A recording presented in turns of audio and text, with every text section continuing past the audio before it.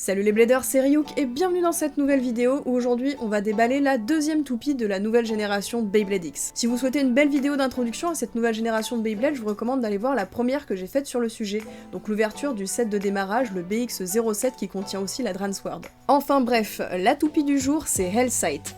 Dans le manga, c'est la toupie de Bird Kazami, le personnage principal. C'est une toupie à rotation droite et de type équilibre. Elle possède le ratchet 460 et le bit taper. Cette toupie nous fait l'honneur de sortir en starter, ce qui veut dire qu'on a un lanceur dans la boîte. Allez, trêve de blabla, on s'ouvre tout ça. On va passer brièvement sur le lanceur. Il s'agit d'un modèle à crémaillère simple auquel on pourra ajouter une poignée pour une meilleure prise en main.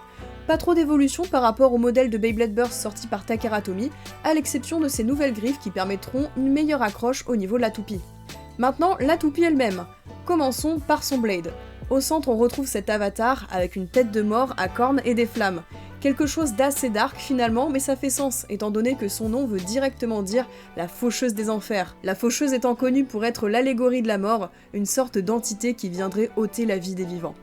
On ne retrouve pas directement la fausse sur l'avatar, puisqu'elle est cachée de façon très subtile sur le contour métallique.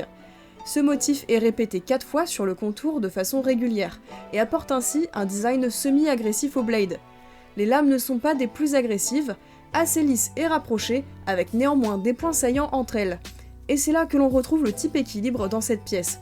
Des points d'impact mais pas trop, de la régularité mais pas trop non plus. Ainsi techniquement sur le papier, on a une pièce qui serait capable à la fois de donner des coups, d'encaisser et de conserver un minimum sa vitesse de rotation. Pour le ratchet, on a 460 ou 460 qui possède donc 4 points pour équilibrer la pièce et s'aligner avec le design du blade qui est divisé en 4 sections. Et il est d'une hauteur de 6 mm. Et pour finir, le bit taper. Cette pointe est en quelque sorte indexée sur le bit flat, puisque c'est sensiblement la même forme avec juste l'extrémité moins large et le contour du bout taillé en biseau pour créer cet affinement. Cette pointe devrait induire une légère vitesse de déplacement à la toupie et une perte d'endurance moindre que le bit flat. Passons maintenant à l'assemblage. Hellsight tourne à droite, donc on met le ratchet sur le R, on pose sous le blade, on verrouille sur le R et on rentre le bit. Cette toupie est très cool, il me tarde de la tester. Donc on passe sans plus tarder dans l'arène. Allez, c'est parti, Hellsight pour les battles va affronter Wizard Arrow qui sera l'objet de l'unboxing de la semaine prochaine. Allez, c'est parti. Allez, ça part très vite dès le début et Hellsight s'éjecte malheureusement toute seule. Allez, second round. Premier choc et Hellsight s'éjecte toute seule. Wizard Arrow a fini par burster mais ça compte bien comme une éjection en premier lieu. Allez, troisième round. Oh, ça part très vite, les toupies sautent tellement qu'elles sont rapides. Hellsight est très agressive, elle repousse Wizard Arrow qui pourtant ne lâche rien. Ça se termine au centre de l'arène, donc certainement à l'endurance. Oula, on a quand même des petits chocs. Est-ce qu'on peut avoir une éjection ou un burst? Et c'est une victoire par endurance pour Wizard Arrow. Allez, on continue, prochain round. Oh, ça a l'air de partir assez rapidement et Hellsight s'explose toute seule contre Wizard Arrow qui finit par exploser elle aussi après le burst de Hellsight. Oula, c'est très bien, ça part tout de suite sur l'extérieur et Hellsight éjecte Wizard Arrow. Allez, décidément, ces matchs ne manquent pas de peps.